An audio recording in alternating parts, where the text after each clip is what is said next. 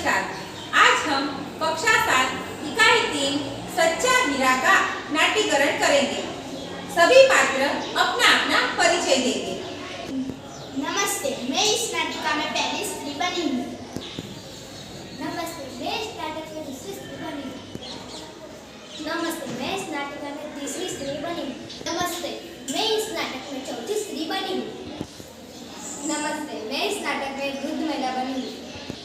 नमस्ते, मैं इस नाटक में पहली स्त्री का बेटा बना हूँ। नमस्ते, मैं इस नाटक में दूसरी स्त्री का बेटा बना हूँ। नमस्ते, मैं इस नाटक में तीसरी स्त्री का बेटा बना हूँ। नमस्ते, मैं इस नाटक में चौथी स्त्री का बेटा बना हूँ। सूर्य अस्त हो रहा था। पक्षी चहचहाते हुए अपने अपने नीड की ओर जा रहे थे। गांव की कुछ स्त्रियां पानी भरने के लिए घड़े सिर पर रखकर कुएं की ओर निकल पड़ी।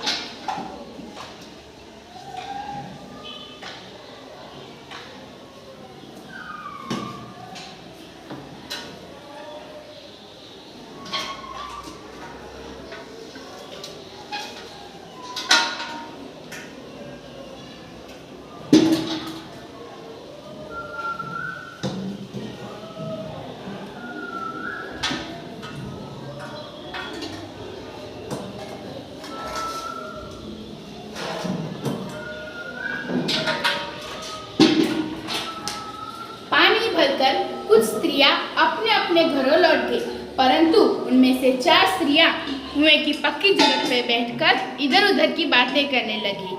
बात करते करते उनके बेटों तक जा पहुंची। उनमें से एक की उम्र ज्यादा लग रही थी। वह बोली,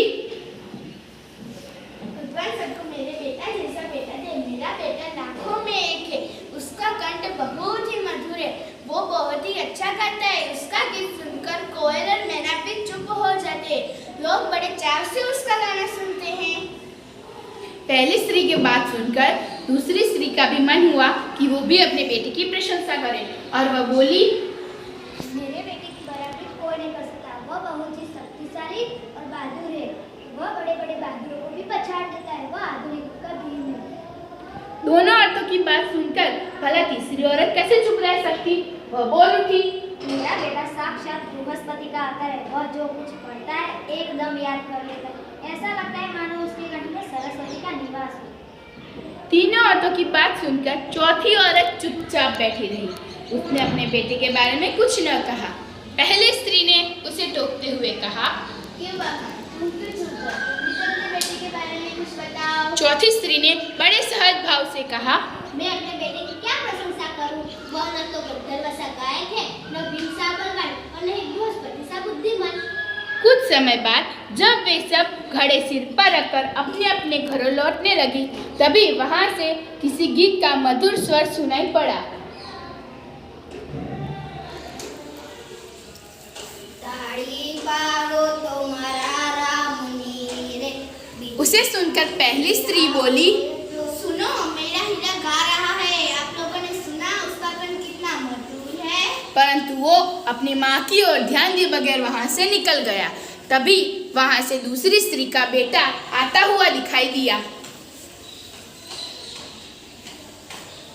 उसे देखकर दूसरी स्त्री बड़े गर्व से बोली, वह देखो, मेरा राजा बेटा आ रहा है। शक्ति और सामर्थ्य में उसकी बराबरी कोई नहीं कर सकता। परंतु वो भी अपनी माँ की ओर ध्यान दिए बगैर वहां से निकल गया।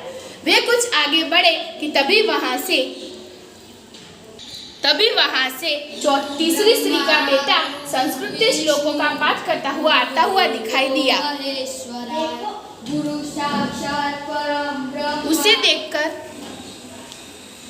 उसे देखकर तीसरी स्त्री ने गदगद स्वर में कहा, देखो यही है मेरी गोद का हीरा, इसे कौन बृहस्पति का अवतार नहीं कहेगा। परंतु वो भी अपनी माँ की ओर ध्यान दिए बगैर वहां से निकल गया। वे कुछ आगे बढ़ा कि तभी वहां से चौथी स्त्री का बेटा आता हुआ दिखाई दिया। वो दिखने में बहुत सीधा साधा और सरल प्रकृति का लग रहा था। उसे देखकर चौथी स्त्री बोली, बहन यही मेरा लाल है। वो अपने बेटे के बारे में बता ही रही थी कि वो पास आ पहुंचा। रुक कर बोला,